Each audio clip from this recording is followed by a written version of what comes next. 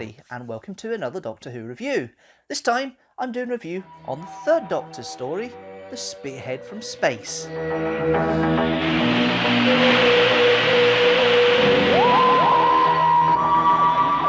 As always with the classic series reviews, I'm just going to read a synopsis from the television companion. So here we go. The TARDIS arrives on Earth in the middle of a meteorite shower, and the Doctor is found by unit troops and taken to a nearby hospital. The Brigadier is faced with having to cope not only with the mysterious meteorites, but also with Ransom, an ex-employee of a local plastics factory who claims he has seen a walking mannequin. The meteorites turn out to be hollow globes containing the Nestine consciousness, a disembodied alien intelligence with an affinity for plastic. A Nestine agent, Channing, has infiltrated the plastics factory and is using energy from the globes to animate Autons, mannequin-like figures and realistic replicas of senior establishment figures, with the aim of colonising the Earth. Aided by newly recruited unit scientist Dr. Elizabeth Shaw, the Doctor thwarts this scheme by repelling the Nestine consciousness into space, and thereby neutralising the Autons and the monstrous tentacle form that it has been creating for itself in a tank within the factory. Channing, revealed to be no more than a sophisticated Auton, is likewise deactivated. So, the first story in colour of the classic series, the only story to be filmed solely on thick 16mm film in the 1963 to 1989 classic series period. The TV movie was filmed on 35mm film, so it doesn't really count. This is the first story of the third Doctor, Jon Pertwee, and it's the first that sets up the format of him being stranded on Earth for the next 3 or so years. Now, I'll quickly go through all the bits and plot lines and everything else like that.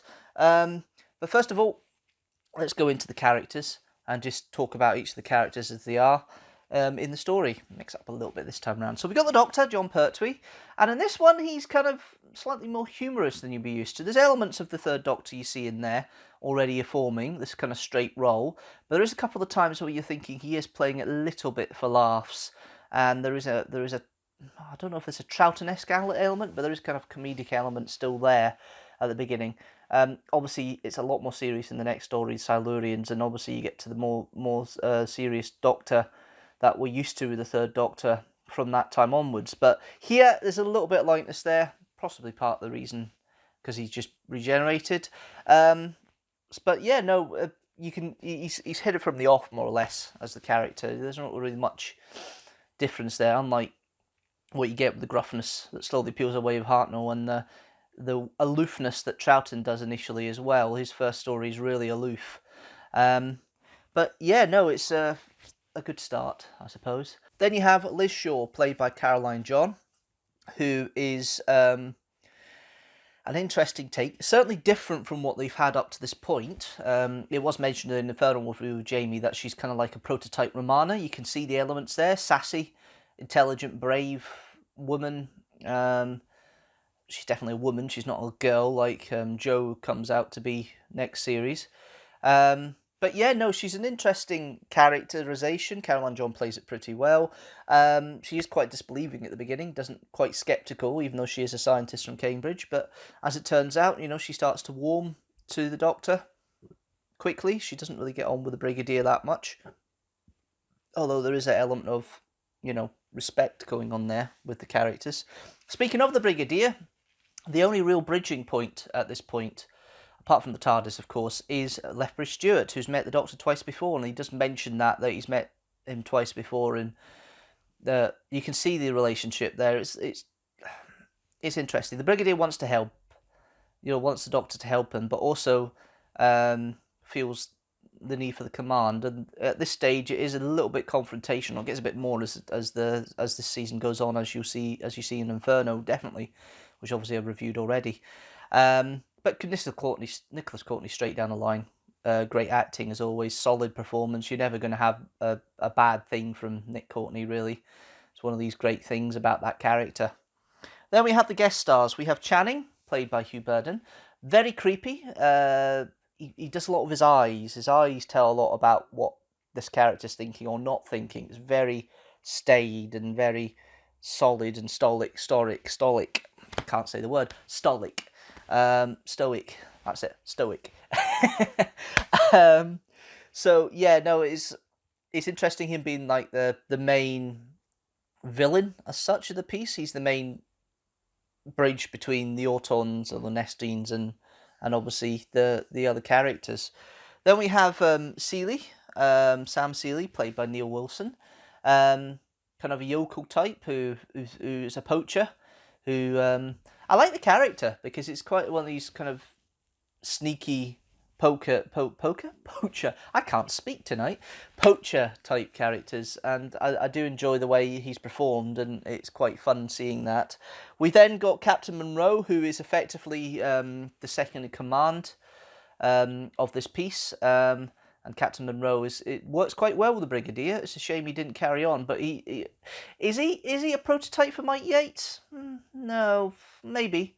He's certainly not a Benton type. It's a surprise Benton's not in this one, but he does show in the next, so Benton does turn up again, because obviously Benton was there last time round in the Evasion as well. Major General Scobie, Hamilton Dice's character, comes on quite late on in here. He actually plays a better Auto than he does the actual Major General. He's a bit weird having such a relaxed Major General. Some, later in the series, a bit more uppity with the commanders above the Brigadier.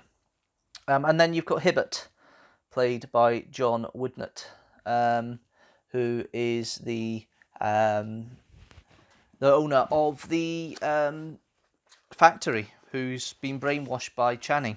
Ransom, Derek Smee, who plays that worried employee who gets sacked and becomes the panicked one, really.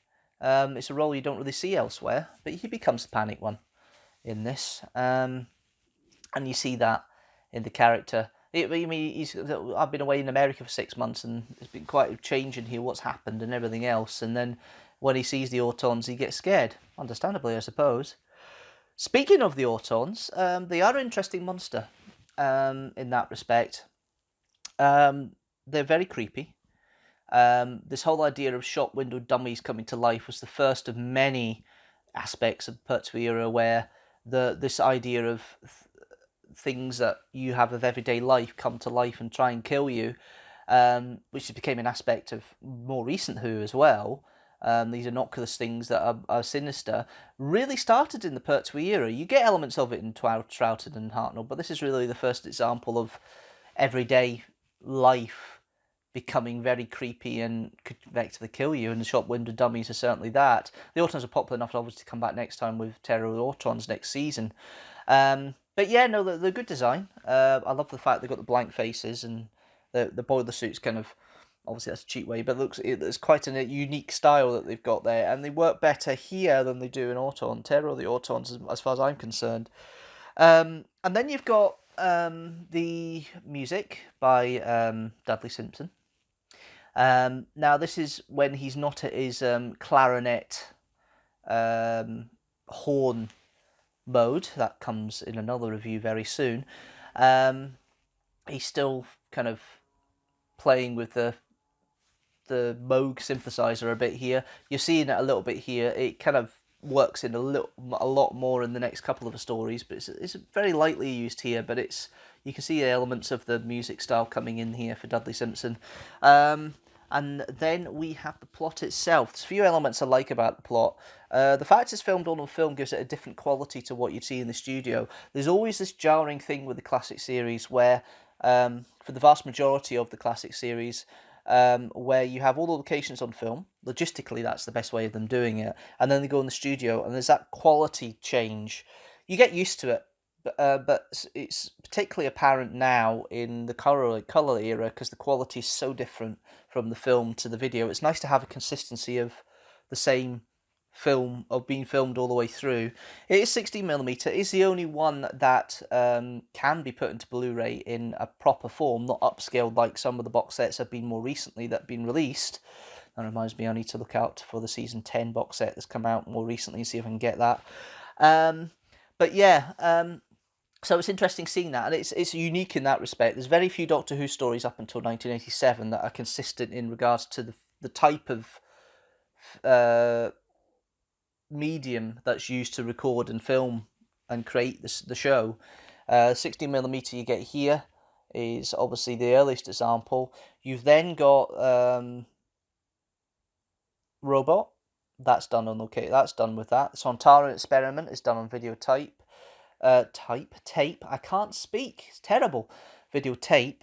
You've then got Caesar Doom that does that, and then it's all the way through to Trial of the Time Lord before you actually get proper, complete video format on outside locations. You get stories that are studio based and have full video, of course, but I mean, when it comes to a mixture of location and studio, videotape isn't really used until 1986 on a regular basis again after that. So this is one of the few examples where there's a one medium used all the way through the story for outside locations and indoors, and it's interesting seeing that. It was only done 16mm film because of industrial action that was happening at the time. They couldn't film in television centre, so they ended up filming on location. And that it just makes the story a whole lot better. And it was a great idea to do that at the time. I didn't think it worked, but it's worked perfectly for this, and it certainly has made the difference here. Couple of firsts. It's the first establishment of 2 hearts in the series. It's the first time that we established the Doctor has 2 hearts. Up to this point, it's been assumed he only has 1. And it's the first time that the TARDIS is mentioned as being dimensionally transcendental. And I'm really working for my words tonight. I say that, but I can't say simple words. And of course, this review has been done because it's 100 years since the birth of Jon Pertwee. That was last month. But it's 50 years since filming for this story started next month, 13th September 1969. They started filming for this story. So it's kind of got a dual purpose doing this here for this review. But yeah, overall, I enjoyed it. The direction by Derek Martinez is pretty standard for this period. It's not as action-packed as Douglas Camfield's stuff is in this period. It works, but, you know, you can enjoy the story, and there's not really any bad shots or effects here, apart from maybe the Nestine consciousness in the box with the tentacles. That's the only thing that looks a bit odd. And Pertwee, when he struggles, I still can't get over that wide-eyed look he has. It just looks comical to me, but that's the way he has pain, I suppose.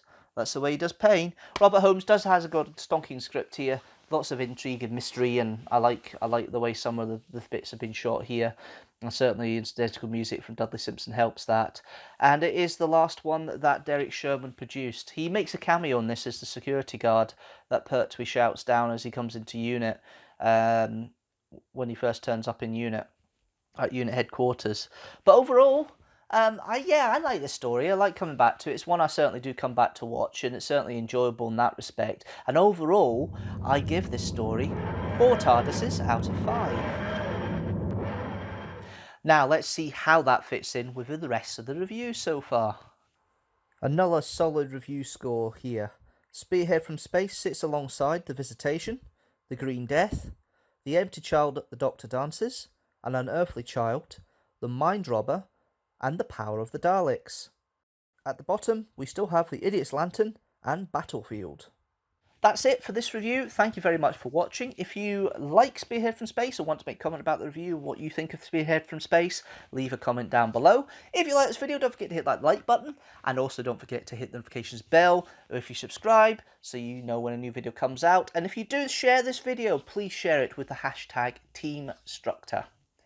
That's it for now. Thank you very much, guys, for watching.